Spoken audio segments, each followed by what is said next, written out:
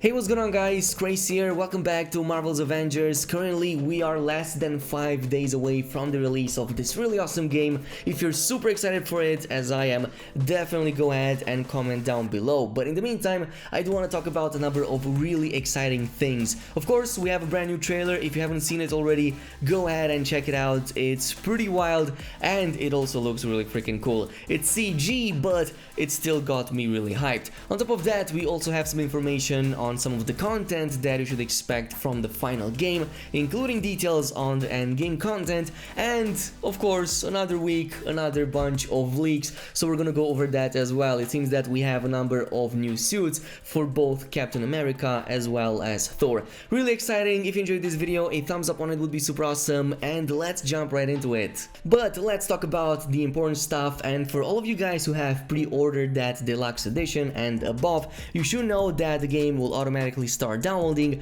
on the 30th, so it's going to be one day before the early access release on the 1st of September. You just need to have that option over there with the auto download ticked, so it downloads automatically for you guys. But do make sure that you have enough room on your PlayStation 4s because it's going to be a big one. 90 gigs, the base game, plus another 18 with the patch, and it's very likely with the compression and whatnot to require a bit more, so make sure you have at least 150 just for good measure. Anyway, let's also talk about some of those teases and brand new leaks since they look really interesting, and I do want to start things off with the teases since this totally makes sense. So if you didn't know about this, alongside Marvel's Avengers launch day, there's also this crossover event between Fortnite and the Marvel Universe, in the sense that Fortnite is getting some of the heroes in the Marvel Universe. This includes some of the Avengers, including Iron Man and Thor, but there's also a big surprise with the X-Men. Quite a number of these were actually being added into Fortnite, so they're getting Wolverine, which by the way, totally my favorite. Really want to see it in the main game too. They also added Storm, which is rocking this really awesome outfit, and I believe they also have Mystique over there, but there's others too, like Galactus is the main foe. There's also Doctor Doom, and they also added She-Hulk, which kinda got me thinking. There's a lot of really strange coincidences when it comes to these characters that are from the Marvel Universe. They get released in Fortnite, they did get leaked and data mined for the main Avengers game too, and now the question is which one of these are going to get added first in the game. And this also brings me to the next point. I think that She-Hulk over there is definitely no coincidence. They could have totally went for Hulk himself, which is in the main game too, but now I'm starting to think and starting to believe some of the early rumors I've heard that She-Hulk might be the very first character that gets added post-launch before Hawkeye gets added. So what if She-Hulk is the first character that gets revealed during the following word table on September 1st? It wouldn't be too far-fetched since we did have a lot of people who were already anticipating that.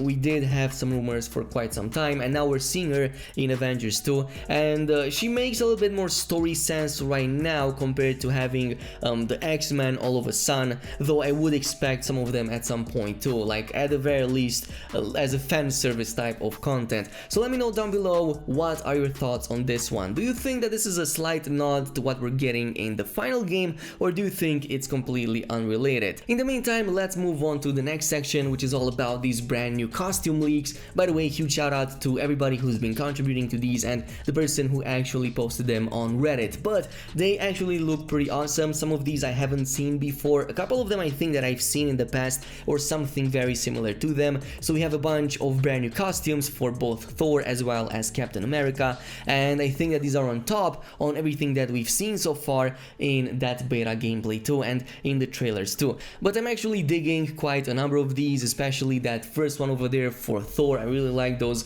wings on the helmet and whatnot. It's definitely looking really stylish, but I also like the one underneath it with like the golden plate warrior. That looks really freaking cool. Oh, and by the way, there's also helmetless options for Captain America as well. Like there's even a couple of them that don't even have any gloves, so it looks quite interesting if you're looking for something like this. There's also an option for Captain America. I'm definitely going to go with the third option right here that I think looks really freaking cool. And the first one is also awesome, so it's really tough to choose between these ones because they look really freaking great. But let me know down below which one of these is your favorite, and hopefully before the game releases we're gonna see for the other characters too.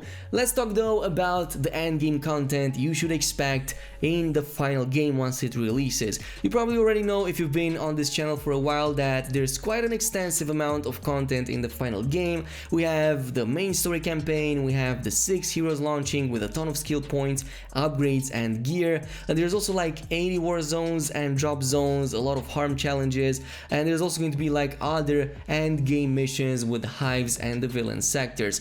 But the war zones are of course the ones that are most important. These are basically the co-op mission types, and there's multiple of them that you're going to be able to do either solo or with AI bots. Again, the game apparently can be played offline past the initial online activation and patch download on the 1st of September. So this basically includes faction missions. These are basically missions that you complete for the various factions that exist in the game. Fun fact, the beta did let you to actually upgrade your standing with various factions, but we didn't have access to any of their vendors. In the final game, we will have access to these vendors that sell specific loot that are going to help you a lot in gearing up your characters, but you will need that reputation with them, and you get that by completing these missions and helping them rebuild their outposts. There's also the drop zones, some of which we already had in the beta. These are really short missions with really easy single objectives. Once you complete them, take down the enemies and destroy what needs to be destroyed, you end the mission, get back to the helicarrier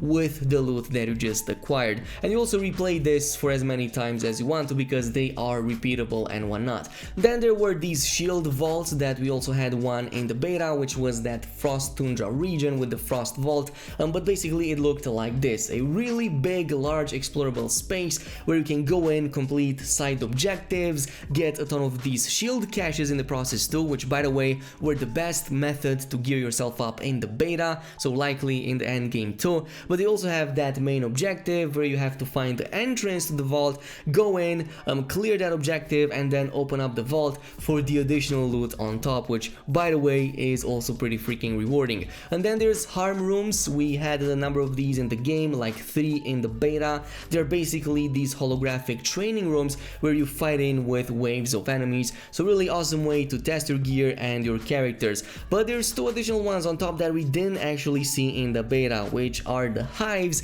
and the villain sectors, both of them being really high-end activities that provide the best rewards. So hives are AIM strongholds located throughout the world, and you must uncover their locations and fight your way through a gauntlet of increasingly challenging defenses in order to disable them. But then there's also the villain sectors, which will likely be my favorite, where you have to fight bosses at the end and likely get some of the best loot in the game. But this is going to put you up against the most notable Marvel villains so far. This is it for now though. I'm super excited for the launch day. By the way, final announcement, there's going to be some really awesome Marvel's Avengers exclusive stuff happening here on this channel really soon. I can't go over the specifics just yet, but if you want to stay up to date with everything Marvel's Avengers, definitely go ahead, leave a like on this video if you enjoyed it, and even more so, also consider subscribing and activating that notification bell to get these videos as early as possible. And I'll see you guys in the next video.